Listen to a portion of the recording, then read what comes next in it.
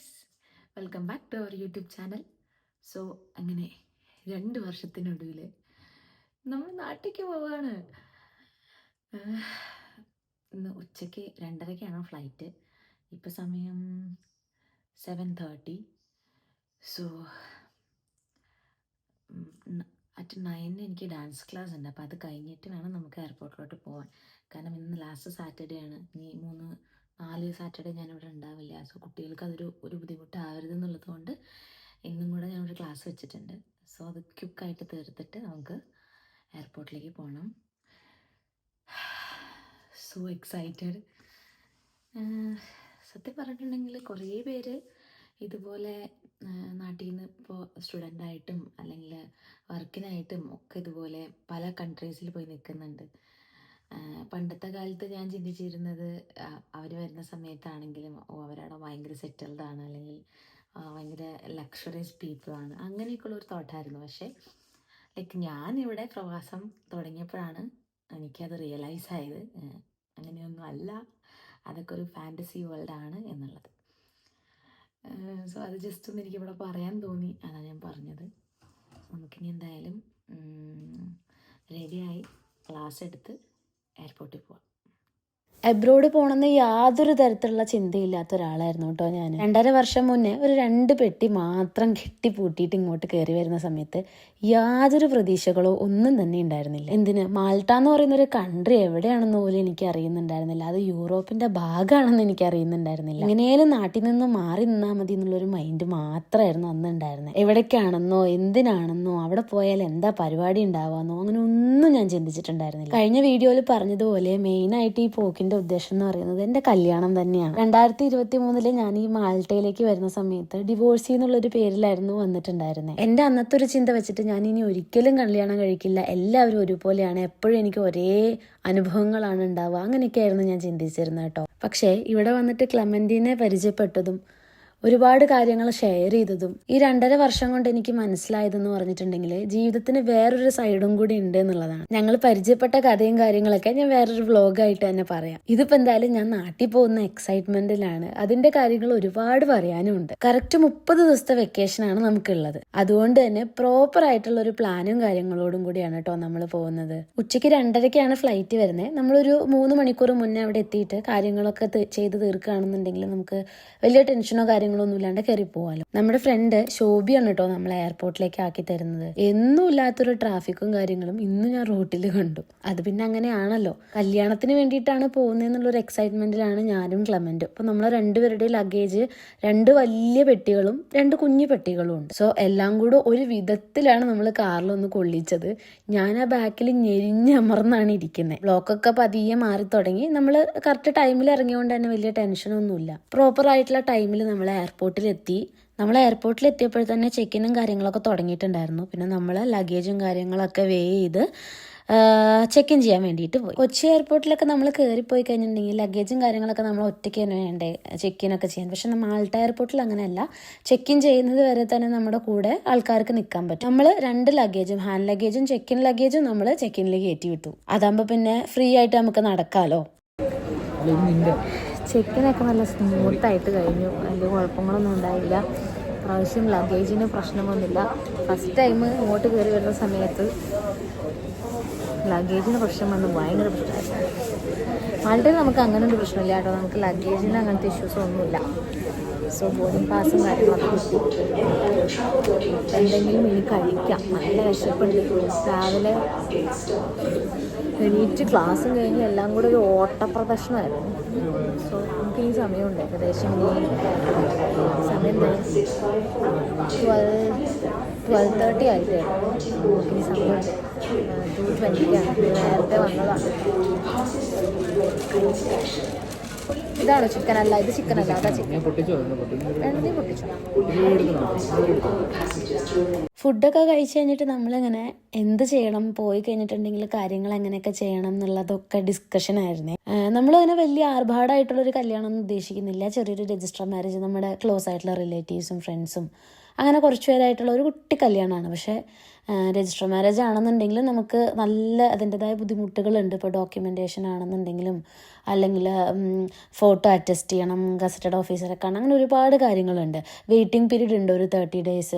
അപ്പോൾ അതിലൊന്നും ഒരു പ്രശ്നവും ഇല്ലാണ്ട് പോയെങ്കിൽ മാത്രമാണ് കറക്റ്റ് നമ്മൾ ഈ 30 days നമുക്ക് കല്യാണം കഴിഞ്ഞ് തിരിച്ച് വരാൻ പറ്റത്തുള്ളൂ. ഒന്നാമത് നമ്മുടെ ഇൻ്റർ റിലീജിയൻ മാരേജ് ആയതുകൊണ്ട് തന്നെ എൻ്റെ വീട്ടിൽ നിന്ന് അല്ലെങ്കിൽ എൻ്റെ വീട്ടുകാരുടെ സൈഡിൽ നിന്ന് ഒരു നോയോ അല്ലെങ്കിൽ അങ്ങനത്തെ ഒരു പ്രശ്നമില്ല. പക്ഷേ ക്ലെമൻറ്റിൻ്റെ വീട്ടിൽ നിന്ന് നമുക്ക് കുറച്ചൊരു പ്രശ്നം ഉണ്ടായിരുന്നു.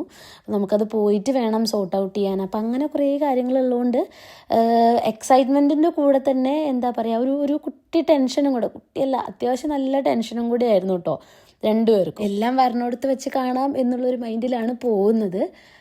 നമുക്ക് നോക്കാം. എന്തായാലും ബോർഡിംഗ് ഒക്കെ കഴിഞ്ഞു, നമ്മളതേ ഫ്ലൈറ്റിൽ കയറാൻ പോവാണ്. നമ്മൾ ഇവിടുന്ന് നേരെ പോകുന്നത് മാൾട്ടയിൽ നിന്ന് നേരെ ഫ്രാങ്ക്ഫർട്ടാണ്, ജർമ്മനിയിലെ ഫ്രാങ്ക്ഫർട്ട്. അവിടുന്ന് നേരെ മസ്കറ്റ്, അവിടുന്ന് നേരെ കൊച്ചി. അങ്ങനെ 3 ഫ്ലൈറ്റ്സാണ് നമുക്ക് വരുന്നത്. ഇപ്പോൾ ആദ്യം നമ്മൾ പോകുന്നതെന്ന് പറഞ്ഞിട്ടുണ്ടെങ്കിൽ ഫ്രാങ്ക്ഫർട്ടാണ്. ഇപ്രാവശ്യം നമ്മൾ എടുത്തത് ഒമാൻ എയർവേസ് ആയിരുന്നേ. പക്ഷേ മാൾട്ടയിൽ നിന്ന് നമുക്ക് അവരുടെ സർവീസ് ഉണ്ടാവില്ല. അപ്പോൾ ലുഫ്താൻസ ആയിരുന്നു ഉണ്ടായിരുന്നത്. അപ്പോൾ ഇവിടുന്ന് നേരെ ഫ്രാങ്ക്ഫർട്ട് വരെ ലുഫ്താൻസ ആയിരിക്കും, അവിടുന്ന് പിന്നെ ഒമാൻ എയർവേസ് ആയിരിക്കും ഉണ്ടാവുന്നത്. ഇതിപ്പോൾ നമ്മളൊരു 3 മണിക്കൂർ കൊണ്ട് ഫ്രാങ്ക്ഫർട്ട് എത്തും. നമ്മൾ മറന്നുപോയൊരു കാര്യം എന്ന് പറഞ്ഞിട്ടുണ്ടെങ്കിൽ ചെക്ക് ഇൻ ചെയ്യുന്ന സമയത്ത് ഒരുമിച്ച് സീറ്റ് വേണം എന്ന് പറയാൻ നമ്മൾ വിട്ടുപോയായിരുന്നു. അതുകൊണ്ട് തന്നെ ഏറ്റവും ബാക്കിൽ എനിക്ക് തോന്നുന്നത്, പക്ഷെ നമ്മൾ ആദ്യമായിരുന്നു നമ്മൾ ചെക്ക് ഇൻ ചെയ്തിട്ടുണ്ടായിരുന്നു. പക്ഷേ ഏറ്റവും ലാസ്റ്റാണ് കിട്ടിയേ. അതും അപ്പുറം ഇപ്പുറയായിരുന്നു ഉണ്ടായിരുന്നത്. അതായത് അടുത്താണ് എങ്കിൽ പോലും അപ്പുറം ഇപ്പുറയായിട്ടായിരുന്നു. പിന്നെ ഇപ്പോൾ ഒരു 3 മണിക്കൂറിൻ്റെ കാര്യമല്ലേ എന്ന് വെച്ചിട്ട് നമ്മൾ അഡ്ജസ്റ്റ് ചെയ്തു. ഒരു ഫിലിം കണ്ടു തീർത്തപ്പോഴത്തന്നെ നമ്മൾ ഫ്രാങ്ക്ഫർട്ട് എത്തി. ഇനിയിപ്പോൾ ഇവിടെ നമുക്ക് അത്യാവശ്യം നല്ലൊരു ടൈം നമുക്ക് ലേ ഓവർ വരുന്നുണ്ട്. നമ്മളിപ്പോൾ ഫ്രാങ്ക്ഫർട്ടിലെത്തിയേ. ഫ്ലൈറ്റൊക്കെ കറക്റ്റ് ടൈമിംഗ് ആയിരുന്നു. ഇനിയിപ്പോൾ ഇവിടെ നമ്മൾ ഗേറ്റ് കണ്ടുപിടിക്കണം. ഇവിടുന്ന് നേരെ മസ്കറ്റിലേക്കാണ് നമുക്ക്, അവിടുന്ന് നേരെ കൊച്ചി അങ്ങനെയാണ്. സോ ഗേറ്റ് നോക്കിയപ്പോൾ E2 ആണ് കാണിച്ചിട്ടുള്ളത്. ടെർമിനൽ 2 E ആണ് ഗേറ്റ് കാണിക്കണേ. സോ അങ്ങോട്ട് നടക്കുകയാണ്, കുറേ നടക്കാനുണ്ട് ഇവിടെ. ഇത് വലിയ എയർപോർട്ടാണ് ഫ്രാങ്ക്ഫർട്ട്. ഞാൻ ഇവിടെ ഇതുവരെ വന്നിട്ടില്ല, പക്ഷെ മ്യൂണിച്ചിൽ പോയിട്ടുണ്ട്, ജർമ്മനിയിൽ തന്നെ. സോ നമുക്കിനി കുറേ നടക്കാനുണ്ട്. പറഞ്ഞതുപോലെ കുറേ നടക്കാനുണ്ടായിരുന്നു. കുറേന്ന് വെച്ചിട്ടുണ്ടെങ്കിൽ ഈ ഗേറ്റ് എനിക്ക് തോന്നുന്നത് വേറെ ഒരു അറ്റത്താണ്. ഈ ഫ്രാങ്ക്ഫർട്ട് എന്ന് പറയുന്നത് ഭയങ്കര വലിയൊരു എയർപോർട്ടാണ്. നമ്മൾ ആദ്യം പ്ലാൻ ചെയ്തിട്ടുണ്ടായിരുന്നു എന്താണെന്ന് വെച്ചിട്ടുണ്ടെങ്കിൽ ഇത്രയും നേരം ലേവറൊക്കെ ഉണ്ടല്ലോ, എന്നാൽ നമുക്ക് പുറത്ത് പോവാം എന്നുള്ളതായിരുന്നു, പുറത്ത് കിടക്കാമെന്ന്. കാരണം ഓൾറെഡി ജർമ്മനി ഷെങ്കൻ കൺട്രി ആയതുകൊണ്ട് തന്നെ നമ്മുടെ കയ്യിൽ കാർഡുണ്ടല്ലോ, മാൾട്ടയിലെ കാർഡുള്ളതുകൊണ്ട് നമുക്ക് പോകാൻ പറ്റും, ഇറങ്ങിയാലും കയറാനൊക്കെ പറ്റും.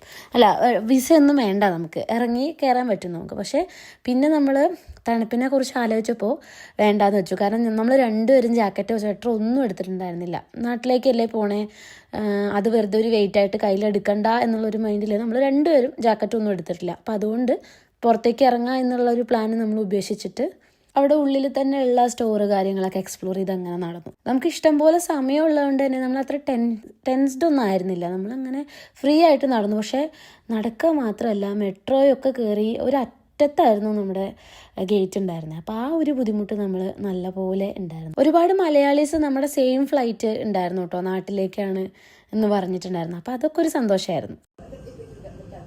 അറ്റ്ലാസ് ഗേറ്റ് കണ്ടുപിടിച്ചു. എൻ്റെ പൊന്നെ കുറച്ച് ബുദ്ധിമുട്ടിട്ടോ. കാരണം എനിക്ക് തോന്നുന്നത് നല്ല വലിയ എയർപോർട്ടാണ് ഫ്രാങ്ക്ഫർട്ട് കേട്ടോ. ലൈക്ക് മാൾട്ട പോലെയല്ല, മാൾട്ട കുട്ടി എയർപോർട്ടാണ്.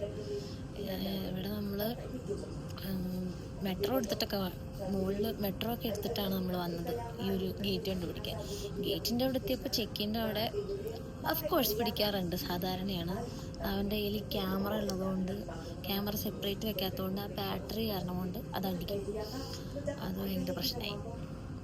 പിന്നെ അവിടെ കുറേ നേരം സംസാരിച്ച് അത് ക്ലിയർ ചെയ്ത് ഗേറ്റൊക്കെ കണ്ടുപിടിച്ച് വിശന്നിട്ട് ഒരു രക്ഷയുണ്ടായിരുന്നില്ല. പിന്നെ അവിടെ നല്ല പൈസയാണ്, എന്നാലും നല്ലോണം വിശക്കുന്നത് കൊണ്ട് ചെറിയൊരു കുട്ടി സാൻഡ്വിച്ചൊക്കെ കഴിച്ച് ഇതൊക്കെ ഇങ്ങനെ ഇരിക്കുകയാണെന്ന് എനിക്ക് തോന്നുന്നു.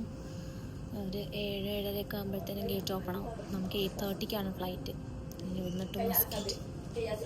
ഞാൻ പറയണത് എത്രത്തോളം കേൾക്കാൻ പറ്റുന്നൊന്നും എനിക്കറിയില്ല. കാരണം അപ്പുറത്തൊരമ്മച്ചി ഭയങ്കര കരച്ചിലാണ്. എനിക്ക് തോന്നുന്നു പുള്ളിക്കാരി ഏതോ ലൗഡ് വൺസിനെ വിട്ടിട്ട് വെക്കേഷനോ ഒന്നും തീർന്നു പോവുമായിരിക്കും. ഭയങ്കര കരച്ചിൽ.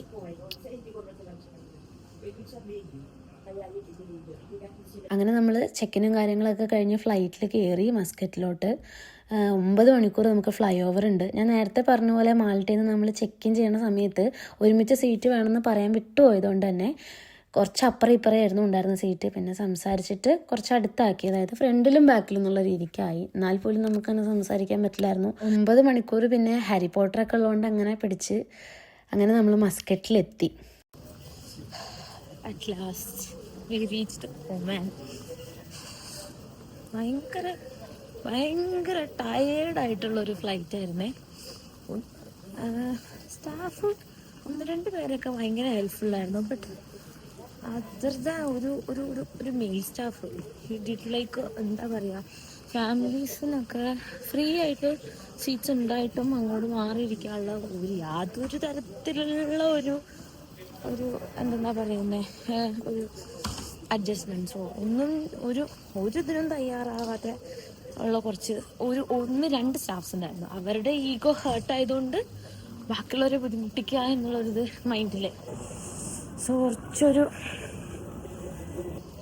ടയേർഡായിട്ടുള്ളൊരു ഫ്ലൈറ്റ് ആയിരുന്നു. ബാക്കി ഇനിയിപ്പോൾ ആ ഗേറ്റ് കണ്ടുപിടിക്കണം കൊച്ചിയിലോട്ട്. ഭയങ്കര എക്സൈറ്റഡ് ആണ്. ഫസ്റ്റ് ടൈം നാട്ടിൽ പോകുന്നത് കൊണ്ടാണോ അതോ സം സ്പെഷ്യൽ തിങ്സ് നടക്കാൻ പോകുന്നതുകൊണ്ടാണോ എന്നൊന്നും അറിയില്ല. എന്താണേലും ഗേറ്റ് കണ്ടുപിടിച്ചിട്ട് ബാക്കി നമുക്ക് നോക്കാം. ഈ ഒരു എയർപോർട്ടിൽ നമുക്ക് അത്യാവശ്യം നടക്കാനുണ്ടായിരുന്നു. പിന്നെ നമുക്ക് ഇവിടെ ലെയർ അത്യാവശ്യം ഉള്ളതുകൊണ്ട് തന്നെ നമ്മൾ സ്ലോലി നടന്ന് നമ്മൾ ഗേറ്റും കാര്യങ്ങളൊക്കെ കണ്ടുപിടിച്ചിട്ട് അവിടെ ചെന്നിരുന്ന് കുറച്ച് വെയിറ്റ് ചെയ്തു. പിന്നെ ഈ എയർപോർട്ടിലാവുന്ന സമയത്ത് നമുക്ക് പെട്ടെന്ന് സമയം പോകുന്നത് പോലെ തോന്നും. അപ്പോൾ ഇവിടുന്ന് കൊച്ചിയിലോട്ടുള്ള ഫ്ലൈറ്റിൽ നമുക്ക് ഫുഡും കാര്യങ്ങളും ഉണ്ടാവും. അതുകൊണ്ട് തന്നെ പിന്നെ പ്രത്യേകിച്ച് എയർപോർട്ടിൽ നിന്നൊന്നും കഴിക്കാനൊന്നും നിന്നില്ല. ലോഞ്ചോ കാര്യങ്ങളൊന്നും യൂസ് ചെയ്തില്ല. പിന്നെ നമ്മൾ ഭയങ്കര ഹാപ്പിയായി കുറച്ച് വീഡിയോസും കുറച്ച് റീൽസും കാര്യങ്ങളൊക്കെ എടുത്തിട്ട് ഇങ്ങനെ വെയിറ്റ് ചെയ്തു. നേരെ നമ്മൾ കൊച്ചിയിലേക്കുള്ള ഫ്ലൈറ്റ് ചെക്കിനും കാര്യങ്ങളൊക്കെ കഴിഞ്ഞ് കയറി. ഒരുപാട് ലെയർ ഉള്ളതുകൊണ്ടായിരിക്കണം ഇപ്രാവശ്യത്തെ ട്രാവലിംഗ് എന്ന് പറഞ്ഞിട്ടുണ്ടെങ്കിൽ ഭയങ്കര ടയേർഡായിരുന്നു. പിന്നെ ഒമാൻ എയർവേസിൻ്റെ ഫുഡ് എടുത്ത് പറയേണ്ട ഒരു സംഭവമാണ് കേട്ടോ. നല്ല ഫുഡായിരുന്നു. അറ്റ് ലാസ്റ്റ് ആഫ്റ്റർ 2.5 years കൊച്ചിയിലെത്തി, കേരളത്തിലെത്തി, നാട്ടിലെത്തി. അയ്യോ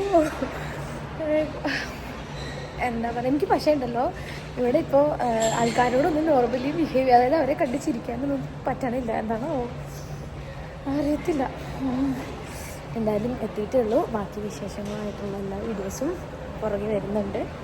അപ്പോൾ അടുത്ത വീഡിയോയിൽ കാണുന്നവരെ be happy with Kunjappi. Tata. പോവല്ലേ എനിക്ക് കുറച്ച് കാര്യങ്ങളും കൂടെ പറയാനുണ്ട്. പിന്നെ ഇനിയുള്ള വീഡിയോസ് പറയുന്നത് കുറച്ച് സ്പെഷ്യൽ ആയിട്ടുള്ള എൻ്റെ ലൈഫിലെ മൊമെൻറ്റ്സ് ആയിരിക്കും. എത്രത്തോളം എനിക്ക് ക്യാപ്ചർ ചെയ്യാൻ പറ്റുന്നൊന്നും അറിയില്ല. കാരണം ഒരുപാട് കാര്യങ്ങൾ പ്ലാൻ ചെയ്തിട്ടാണ് വന്നേക്കണേ. ഒരുപാട് ട്രിപ്പും കാര്യങ്ങളും അതുപോലെ നമ്മുടെ കല്യാണത്തിൻ്റെ കാര്യങ്ങൾ ഒരുപാട് ചെയ്യാനുണ്ട്. അപ്പോൾ അതുകൊണ്ട് എത്രത്തോളം നമുക്ക് വീഡിയോസൊക്കെ ക്യാപ്ചർ ചെയ്യാൻ പറ്റും, വ്ളോഗ് ചെയ്യാൻ പറ്റുന്നൊന്നും എനിക്കറിയില്ല. പിന്നെ നമ്മൾ ലഗേജും കാര്യങ്ങളൊക്കെ കളക്ട് ചെയ്തിട്ട് എയർപോർട്ടിന് പുറത്ത് ശ്രീരാഗ് വെയിറ്റ് ചെയ്യുന്നുണ്ടായിരുന്നു. എൻ്റെ ഇൻസ്റ്റാഗ്രാമിൽ ഫോളോവേഴ്സിന് അറിയുന്നുണ്ടാവുമായിരിക്കും ശ്രീരാഗ് ആരാന്നുള്ളത്. എൻ്റെ ഡാൻസ് പാർട്ട്ണറാണ്. സോ അപ്പോൾ ഇനി വിശേഷങ്ങളായിട്ട് അടുത്ത വീഡിയോയിൽ കാണാം. ബൈ.